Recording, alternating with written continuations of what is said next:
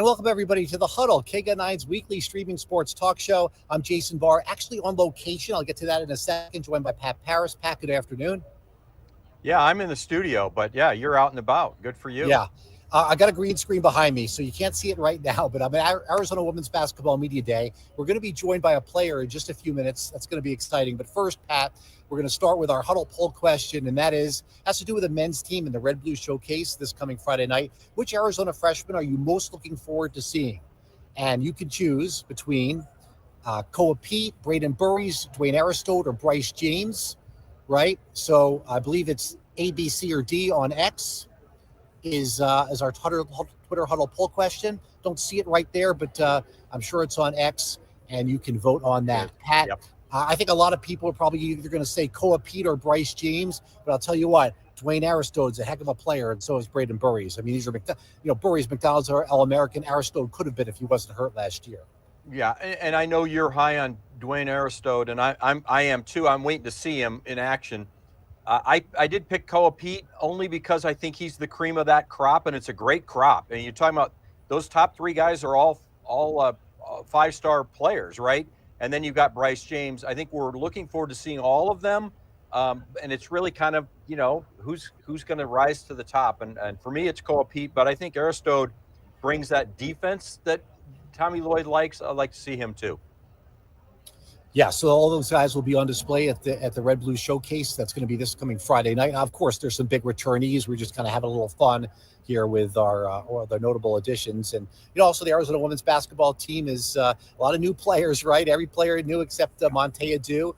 And in just a couple of minutes, we're going to be joined by Molly Ladwig. She is a freshman from Nebraska, and we're going to chat with her. So we'll start, Pat, here on the Iowa State-Arizona football game, and then we'll kind of resume it at the end of the show. Pat, this was what Arizona did not need to do. Go there and get blown out. That's what I talked about last week. I said, if you lose a close game, Iowa State comes from behind, whatever. I understand it's a ranked team on the road. But if you go and you get blown out, you take away from the good that you did the previous 3 weeks. Yeah, see, I'm going to disagree there. I was disappointed that they got blown out, but it's a measuring stick game. And I've been That's around. What Brennan said. Yeah. He said it, but I said it even going in. It's a measuring stick game, and you didn't measure up. And that's okay. You're 3-1. When we started the season, I don't think any of us said they were going to be 3-1. I think a lot of us thought they'd be 2-2 at this point, as we were hoping they would go 6-6 on the season. They're still ahead of schedule. Was it disappointing? Yes. Are there a lot of things? I didn't have this in the W column. That's not the issue. The issue is how they looked and got blown out. Yeah, well, and that's against Iowa State, who turns out to be the best team in the Big 12, as we all thought they would be. It does, Jason. Losing is losing. It doesn't matter. It's how you respond now. You didn't measure up to Iowa State. You should be able to measure up against Oklahoma State and then some. And then you take that challenge of getting over a loss, turning it into a positive, because you learn more from a loss than you learn from a win. And Iowa State's Iowa State. Arizona needs to prove that they're better than they showed against Iowa State going forward, and I think they will. You more concerned about Fafita's 2 interceptions and some missed throws, or the special teams that was supposed to be better and wasn't last week? Almost a fumble on the opening kickoff, another missed field goal. I don't like fair catching a punt inside the 10-yard line. I'm seeing that a lot in the NFL too. If you're inside the 10-yard line, do not catch the ball. Take the chance that it might go into the end zone. Yeah, I kind of agree with that. I'm disappointed with special teams so far. Noah Fafita, my problem with Noah Fafita is we see flashes of 2 years ago, and then we see a glimpse of what we saw last year occasionally. And there's just got to be some consistency there. And I think there will be. But his confidence can get shaken a little bit, especially when he goes up against a great team like Iowa State's defense. They got an awesome defense, Jason. They're not going to give up many points to anybody, and they haven't so far this year. So I really think you have to learn from that. And I hope Noah Fafita can, feast on Oklahoma State's bad team and right the ship a little bit, and then we'll take it one game at a time after that. Jason Barr, Pat Parris here, the Huddle, KGUN9's weekly streaming sports talk show. Pat's in the studio. I'm behind a green screen at Arizona Women's Basketball Media Day, about to be joined by a player. When that interview is done, I think, if you want to go around right here, Molly, you're going to, when that interview is done, I'll turn the camera around so you can kind of see what's going on here. but we're going to have a guest here live on the Huddle, and we're meeting each other for the first time. Hi. Molly, my name is Jason Barr. Nice to meet you. I'm nice Molly. to meet you. We're going to sit close together. Perfect. Okay. Yep. That's Pat Parris. Hi, You're Pat. live. You're live right now. You're on our weekly streaming sports talk show. It's called The Huddle, where we talk about sports. Nice. So Love you it. can see yourself right there. Yep. Okay. All right. So you joined Arizona basketball, Arizona women's basketball. You are a freshman from Nebraska. Yep. But you originally had committed to Becky Burke when she was at Buffalo. Tell me about what happened. You heard she was coming here. What were your thoughts, and how did that all come about? Yep. So committed to Buffalo. And we got the microphone right here. Oh, perfect. Yep. Okay. Yep. Committed to Buffalo, obviously because of Coach Burke and because of that staff. And so happily committed, ready to go to college in 4 or 5 weeks. And then, news came. She called and, hey, I got this awesome opportunity, which down in Arizona. And obviously I was so happy for her. She deserves that. And she said, like, on the phone call, she's like, I want to bring you with me, but there's obviously a lot of stuff to figure out. Like, her coming down here, she had transfer portal stuff to figure out, who's staying, who's leaving, ton of stuff. And so there was kind of a time gap there where I didn't really know like what was happening. I decommitted to Buffalo, kind of reopened my recruitment a little bit, but obviously if Coach Burke wanted me to come down with her, that was my immediate yes, just because that's an opportunity you can't got to take up. And so after a while, in a good time, she called and said, hey, I want to bring you down here with me. And so I obviously said yes. And it's been a great opportunity. Terrific.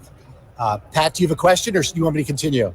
No, I real quick, I just want to know that, while I grew up here in Tucson, and this is my home, I actually was born in Omaha, and my family's all from the Omaha area.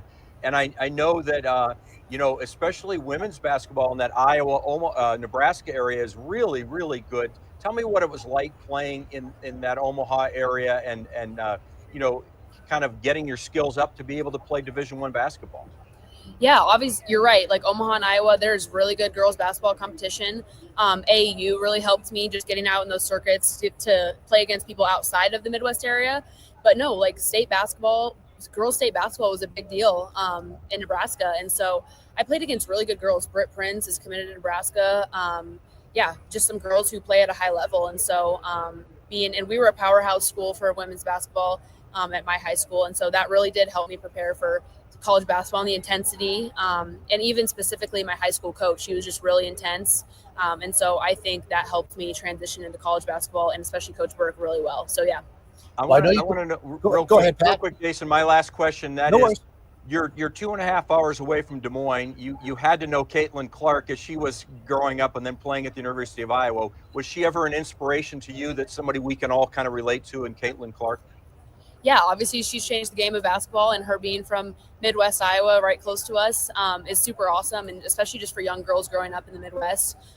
We went over to Iowa Fieldhouse every other weekend for a tournament when we were younger, and she'd be there, she'd be playing, like whatnot. So seeing her and kind of having her as a role model growing up was awesome. And what she's done for the game is amazing. So Well, I know you can play a little defense because I just saw it in practice, but you also scored 50 points in a game in high school. And my understanding is junior and sophomore and junior year, you made it to the state championship game, but senior year, you finally broke through and won the state championship for your high school. What was that like? Yeah, it was awesome.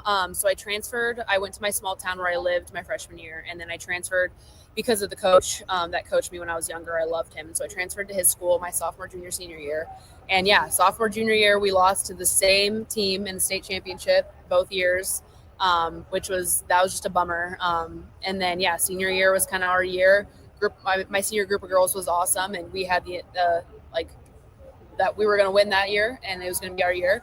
So it was awesome. That was an awesome experience. Yeah, and also you won a national championship with an AAU team. Is that correct too? Okay, so you're coming in with a little bit of a resume, right? Yep. Yeah, 15U.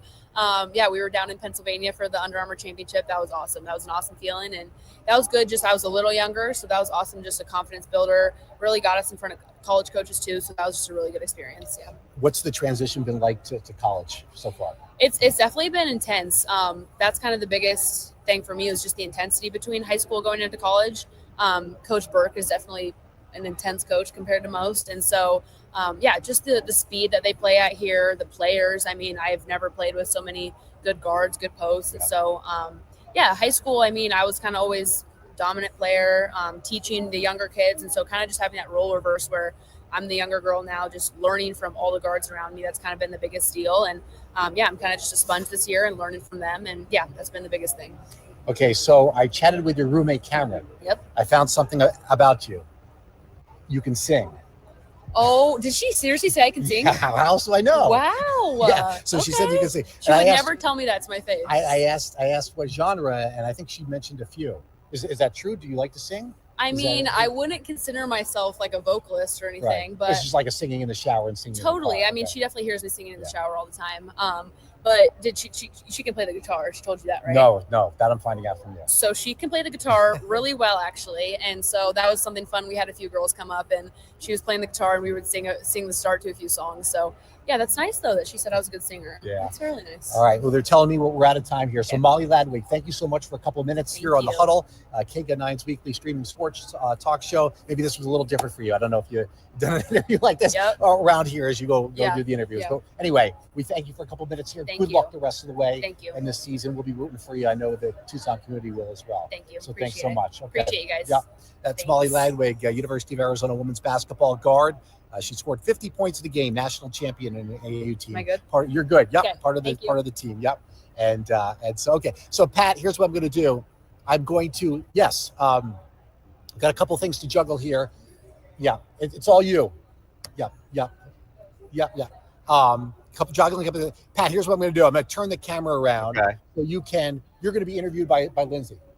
Yeah. So you can kind of see what's going on here. Okay. That's the Richard Jefferson Gymnasium. Know it well. Yep. There's Lindsay Dean from KGUN9. There you go. Have a good view of what's going on. So I want everybody to be able to see. Okay, so we're at Arizona Women's Basketball Media Day. There. And now back to the green screen. And doing some interviews. Okay. Yeah. So we hope everybody enjoyed that. Pat, we can talk to we get back to University of Arizona football here, which is what we were talking about. And Wildcats come home against Oklahoma State. Pat, I don't like the whole must-win thing, okay? Must-win. Well, I mean, you can lose a bad game and win the following week, right? But you got an Oklahoma State team coming in here, Pat, that's lost 12 straight FBS games. They just fired their defensive coordinator. They fired their head coach the week before. They're losing a couple of guys to the transfer portal. This is a game Arizona football needs to win to right back the ship, or things can take a bad turn. No? No, I do. And I don't even let that creep into my head. I really think that you got to, Oklahoma State was one of the premier teams, minus Oklahoma and Texas. It was always Oklahoma State was right up there at the top, right, of the Big 8, the Big 12, and now this massive new Big 12. And all of a sudden they're playing terribly. They fired Mike Gundy, their head coach. Now they've got to change with defensive coordinators on an interim coach. You've got to beat them while they're down because you don't know how long Oklahoma State's going to be down, right? So this is your opportunity. But real quick, Jason, this is what I don't like about this transfer portal stuff. And I get it. You fire the coach, players can go elsewhere. But I grew up, and if I committed to play at a program, I'm going to play at that program till at least the season's over, right? And I hate this that guys are bailing on, like, you're bailing on your teammate. I understand they fired the head coach, and that's unfortunate, and that's on you guys too as players. So now they fire the head coach, and instead of rallying around your teammates and this interim coach, you're just like, nah, I'm good. I'm going in the transfer portal. I think that's just awful, and I think it says a lot about a person's character who would bail on the rest. I think it also gives them, and I'm not excusing it, but if they only played 4 games or fewer, it saves their season, right? Is my understanding. But you're just bailing on your teammate. Goodbye. No, I don't disagree with that. And that's what I hate about it. I don't know every individual story about the guys. And listen, a couple players who have one is a long snapper, so that's an important position. The other is somebody who hasn't played. Yeah. So really, if you think about it, if only one or there's a different way to look at it. If only I suppose, but here's what I would say is, why did Oklahoma State? I agree with you, Pat. Why did Oklahoma State go into the season if they had any inklings that Mike Gundy had kind of reached the end of the line? What do they gain by firing him 4 weeks, 3 weeks in, and an interim head coach, for the rest of the way? A lot of it just is very frustrating to me about the way college athletics are going right now.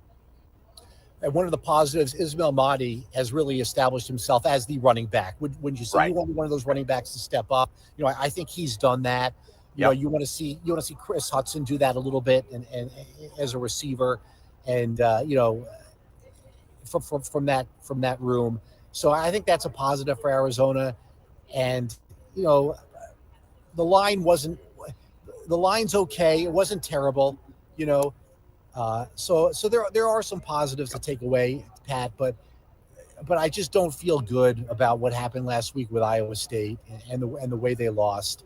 And I really think it was a little bit of a wake-up call, and this is something where they need to take care of business at home against Oklahoma State, or we're just kind of taking another step backward. Well, I look at it like, as I mentioned before, it's a learning moment. It's a teaching moment. Seth Doege will get, obviously, with Noah Fifita, and they'll go over all this. And Noah Fifita made some bad reads. He made some bad throws. He missed some throws. He threw 2 picks. He hasn't been doing that since last year. So there'll be a teaching moment. There'll be a time for him to understand what he did wrong. And look, I'd rather be playing Arizona's schedule right now than say an SEC team who, you get beat at one week and you got to go back up against another top 10 team the next week or something like that. There's chances for Arizona to win games, and there's chances for them to lose games the rest of the way. There's still an opportunity to go win 6 games that I predicted before the season started. They're ahead of pace with 3-1 right now. If they remain ahead of pace, they could win more than 6 games. All right. This is Jason Barr. Pat Parris is the Huddle, KGUN9's weekly streaming sports talk show. Pat, let's circle back to our Huddle poll question, and that has to do with which Arizona basketball player are you most looking forward to in the Red Blue Showcase? And that would be, one of 4 guys. I think the 2 headliners are really Koa Pete because of what he's accomplished with Tommy Lloyd and winning in the FIBA for Team USA FIBA Under-19 championships this past summer, and then Bryce James, who's got the name. But Braden Burries was a McDonald All-American. Dwayne Aristote, a 5-star guys. There's another couple of international players who are freshmen who we're not even mentioning. So definitely some exciting players to check out here in the Red Blue Showcase. And I'll tell you what, Pat, those 2 bigs, Mo Crevis and Toby Awaka, and you could call Koa Pete a freshman, or even Aristote can a big, but those 2 guys who are returning, Mo Crevis, the light just burned out. Mo Crevis and Toby Awaka, those guys are monsters, Pat. Yeah, those guys are. Mo Crevis is 7'4", and Awaka, who they always say plays underneath the rim, is a tremendous offensive rebounder. I'm excited about the front court also. Yeah, there's no question. I think that there's a reason why I think there's even more excitement about this year's class than any of the previous ones with Tommy Lloyd. It's not just 3 5-stars coming in and Pete Burries and Aristote. It's the uniqueness of a Bryce James, who may or may not see a lot of playing time, but he'll see some playing time.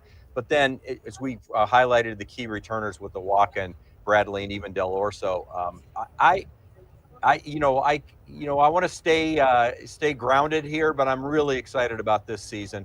And earlier I mentioned Koa Pete. He's the one I voted for, and right now he's leading the vote with 60% of the vote. Aristote is at 20%, Bryce James at 13%, and Burries at 6.7%. But Braden Burries might be the guy that we're missing out on here the most. You talked up Aristote. I've talked up Koa Pete.